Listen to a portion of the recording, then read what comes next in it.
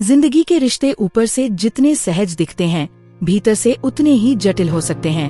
अक्सर हमें लगता है कि हमारे आसपास के लोग हमें समझते हैं, हमें समर्थन देते हैं और हमें सच्चाई के साथ स्वीकार करते हैं, लेकिन हर बार ऐसा नहीं होता। कई बार ऐसा होता है कि कोई हमें बिना जाने समझे ऐसे जाल में फंसा देता है, जहां हम अपनी ही आँखों और दिल पर भरोसा करना छोड़ देते हैं। रिश्तों में इस्तेमाल की जाने वाली मनोवैज्ञानिक चालें इतनी चालाक होती हैं कि शुरुआत में हमें इनका एहसास तक नहीं होता। धीरे धीरे ये हमारी सोच, हमारी यादों और हमारी भावनाओं को कमजोर करने लगती हैं। सबसे पहले बात करें गैसलाइटिंग की। यह एक ऐसा तरीका है जिसमें सामने वाला इंसान हमें हमारी ही सच्चाई पर शक करने पर मजबूर कर देता है।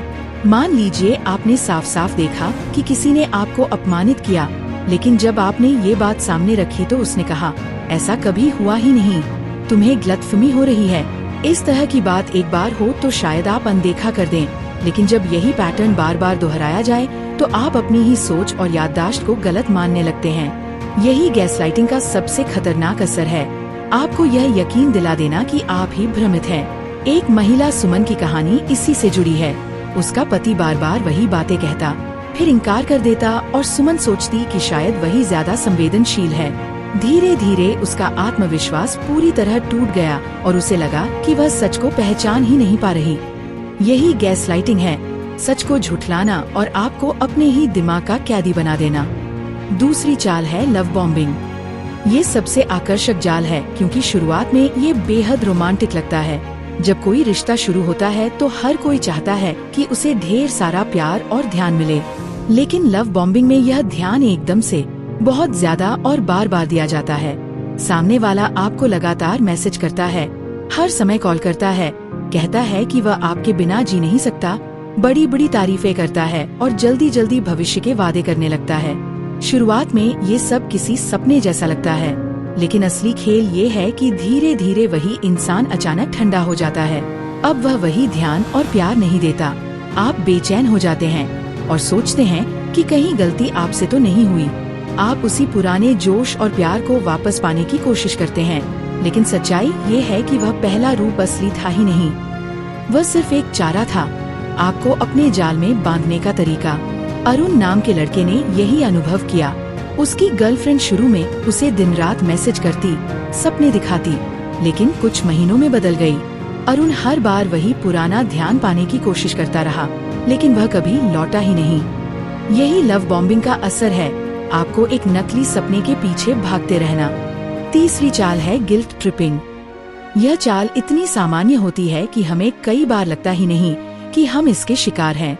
इसमें सामने वाला हमें सीधा सीधा कुछ कहता नहीं, बल्कि हमें ऐसा महसूस कराता है कि हमने उसके साथ बहुत बड़ी गलती कर दी।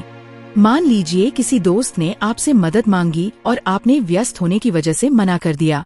अब वह कहेगा, ठीक है, मुझे तो लगा था कि तुम हमेशा मेरे साथ हो, शायद मैं गलत था। इन शब्दों में गुस्सा नहीं है, लेकिन एक बोझ है जो सीधे आपके दिल पर पड़ता है। आप गिल्टी महसूस करते हैं और सोचते हैं कि आपने उसे धोखा दिया। धीरे धीरे ये पैटर्न आपको मजबूर कर देता है कि आप हर बार हाँ कहें, भले ही आपके मन के खिलाफ क्यों न हो। यही तरीका परिवारों में भी दिखता है। माता पिता कहते हैं कि उन्होंने अपने बच्चों के लिए सब कुछ किया और अब अगर बच्चा अपनी मर्जी से कोई रास्ता चुनना चाहता है तो उसे गलत ठहराया जाता है। नतीजा ये होता है कि बच्चा अपराध बोध से भर जाता है और अपनी इच्छाओं को कुर्बान कर देता है। गिल्ट ट्रिपिंग धीरे धीरे इंसान की आज़ादी छीन लेती है क्योंकि वह हर बार अपने फैसले को गलत समझने लगता है। अब आते हैं ट्रायंगुलेशन पर। यह एक ऐसी चाल है जिसमें किसी विवाद को सुलझाने के बजाय उसमें किसी तीसरे इंसान को खींच लिया जाता है।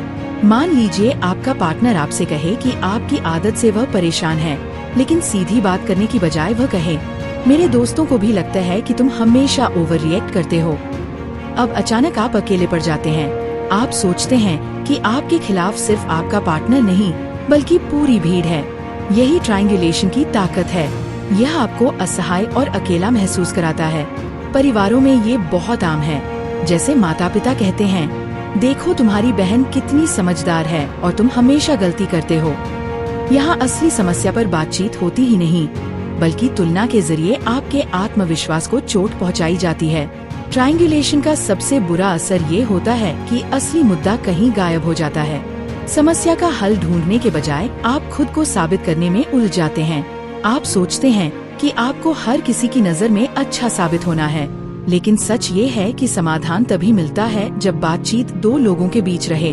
अगर कभी ऐसा लगे कि कोई तीसरे का नाम लेकर आपकी तुलना कर रहा है, तो सबसे अच्छा तरीका यही है कि आप शांत होकर कहें, अगर आपको मुझसे समस्या है तो मुझसे बात करें, किसी और से नहीं। यही तरीका आपको इस जाल से बाहर निकाल सकता है। इन चारों तरीकों gaslighting, love bombing, guilt tripping और ट्रायंगुलेशन की चालाकी यही है कि ये धीरे धीरे आपके आत्मविश्वास को तोड़ते हैं। पहले आपको अपनी ही भावनाओं पर शक कराया जाता है, फिर नकली प्यार में फंसाया जाता है, फिर अपराध बोध का बोझ दिया जाता है और अंत में आपको अकेला महसूस कराया जाता है। लेकिन इन सब के बावजूद सच यही है कि जैसे ही आप इन तरीकों को पहचान लेते हैं, आपके पास इन्हें रोकने की ताकत आ जाती है। जागरूकता ही इस पूरे खेल की असली चाबी है। रिश्तों की दुनिया में कुछ लोग ऐसे होते हैं जो बाहर से बहुत मददगार और नेक दिल दिखाई देते हैं, लेकिन अंदर ही अंदर उनका मकसद कुछ और होता है। इन्हें मनोविज्ञान में व्हाइट नाइट कहा जाता है। ये लोग हमेशा ऐसे नजर आते हैं जैसे वे आपके रक्षक हों। जब आप किसी परेशानी में होते हैं तो ये आपके लिए समाधान लेकर तुरंत सामने आते हैं। शुरुआत में यह सब आपको बेहद राहत देने वाला लगता है, जैसे कोई आपको सचमुच समझ रहा हो। लेकिन सच्चाई ये है कि कई बार वही लोग आपकी समस्याओं को जन्म देते हैं और फिर उन्हें सुलझाने का श्रेय खुद ले लेते हैं। मान लीजिए कोई दोस्त आपको कहे कि आपके बारे में दूसरे लोग गलत बातें कर रहे हैं, फिर वही दोस्त आपको सांत्वना भी दे। असल में उसने ही यह वातावरण बनाया होता है ताकि आपको बचाकर वह नायक बन सके। ऐसे लोग आपको मजबूत नहीं बनाना चाहते, बल्कि आपको उतना ही कमजोर रखना चाहते हैं कि आप हर बार उनके सहारे पर टिके रहें। असली मदद वही होती है जो आपको खुद खड़ा होना सिखाए, न कि हमेशा दूसरों पर निर्भर रहना। इसके बाद आती है साइलेंट ट्रीटमेंट, यानी चुप्पी को हथियार बनाना। कभी कभी चुप रहना शांति के लिए जरूरी होता है, लेकिन जब कोई इंसान आपको सजा देने के लिए अचानक खामोश हो जाए, तब ये चुप्पी जहर बन जाती है। वह आपके मैसेज का जवाब नहीं देता, आपकी बातों को अनसुना करता है और आपको इस अनिश्चितता में छोड़ देता है कि आपने क्या गलती की। धीरे धीरे आप खुद को दोष देने लगते हैं और ये सोचते रहते हैं कि कहीं आपने उसे नाराज तो नहीं किया। इसी बेचैनी में आप बार बार माफी मांगने लगते हैं या वही करने लगते हैं जो सामने वाला चाहता है। ये तरीका रिश्तों में बहुत गहरा असर डालता है, क्योंकि इसमें शब्दों का इस्तेमाल नहीं होता, लेकिन दिल पर सबसे भारी चोट लगती है। अगर आप किसी रिश्ते में इस स्थिति का सामना कर रहे हैं, तो जरूरी है कि आप साफ कहें, अगर कोई समस्या है तो बात करो, लेकिन खामोशी से मुझे सजा मत दो। इसके बाद है ब्रेड क्रम्बिंग, यानी छोटे छोटे संकेत देकर आपको उम्मीदों में उलझाए रखना। ये तरीका खासकर रोमांटिक रिश्तों और दोस्ती में बहुत दिखता है। सामने वाला कभी कभी मैसेज कर देगा, इंस्टाग्राम पर आपके पोस्ट को लाइक कर देगा, आपकी तारीफ कर देगा, बस इतना कि आप सोचें कि शायद वह अब रिश्ते को गंभीरता से ले रहा है। लेकिन जब आप आगे बढ़कर कुछ ठोस करने की कोशिश करते हैं, तो वह टाल देता है। कभी कहता है अभी टाइम नहीं है, कभी कहता है बाद में मिलेंगे। इस तरह वह आपको एक अधूरी उम्मीद पर लटकाए रखता है। आप हर बार सोचते हैं कि शायद अगली बार वह बदल जाएगा, लेकिन असल में वह कभी बदलता नहीं। यह एक तरह से भावनात्मक क्लिकबेट है। रिश्ते और भरोसा हमेशा निरंतरता, कंसिस्टेंसी पर टिकते हैं, टुकड़ों में दिए गए ध्यान पर नहीं। इसलिए अगर कोई बार बार आपको सिर्फ टुकड़ों में समय और ध्यान दे रहा है, तो समझ जाइए कि ये रिश्ता आपके लिए नहीं है। अब बात करते हैं दरवो की, जिसे मनोविज्ञान में बहुत खतरनाक चाल माना जाता है। ये एक शॉर्ट फॉर्म है, deny, attack, reverse victim and offender, यानी पहले गलती से इनकार करना, फिर सामने वाले पर हमला करना और अंत में खुद को पीड़ित बनाना। यह तरीका खासकर तब इस्तेमाल किया जाता है जब आप किसी से उसकी गलती पर सवाल करते हैं। मान लीजिए आपने शांति से किसी दोस्त से कहा कि उसकी किसी बात से आपको चोट पहुंची। अब वह कहेगा ऐसा कभी हुआ ही नहीं, तुम बढ़ा चढ़ाकर बोल रहे हो। ये डिनाई है। फिर वह कहेगा तुम्हारा तरीका ही गलत है, तुम हमेशा शिकायत करते रहते हो। ये अटैक है। और आखिर में वो खुद को पीड़ित दिखाएगा, मैं तो बस मदद करना चाहता था, लेकिन तुम मुझे हमेशा गलत ठहराते हो। यह रिवर्स विक्टिम एंड ऑफेंडर है। अब आप खुद सोचने लगते हैं कि कहीं सच में गलती आपसे तो नहीं हुई। यही डरवों की असली ताकत है। यह आपको भ्रमित कर देता है और आप सच पर डटे रहने की बजाय अपनी ही बात को गलत मानने लगते हैं। डरवों से बचने का सबसे अच्छा तरीका है कि आप विषय से भटके नहीं।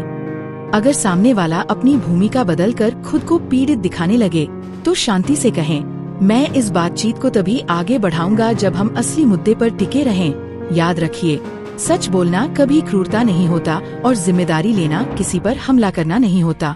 इन सभी तकनीकों white knight, silent treatment, bread crumbing और डरवों का मकसद एक ही है, आपकी सोच और भावनाओं पर नियंत्रण पाना। ये सब धीरे धीरे आपके आत्मविश्वास को तोड़ता है और आपको इस स्थिति में लाता है कि आप अपनी ही बातों पर यकीन करना छोड़ दें। लेकिन जागरूकता ही सबसे बड़ी ढाल है। जैसे ही आप इन पैटर्न्स को पहचान लेते हैं और साफ सीमाएं, बाउंड्रीज तय करते हैं, वैसे ही आप इन जालों से बाहर निकलने की ताकत पा लेते हैं। रिश्तों में सबसे जरूरी है ईमानदारी, संवाद और बराबरी। अगर कोई रिश्ता बार बार आपको दोषी, कमजोर या असहाय महसूस करा रहा है तो वह रिश्ता आपकी आत्मा को खोखला कर देगा। लेकिन अगर आप जागरूक हैं और अपनी सीमाएं स्पष्ट रखते हैं तो कोई भी व्यक्ति आपको लंबे समय तक नियंत्रित नहीं कर सकता।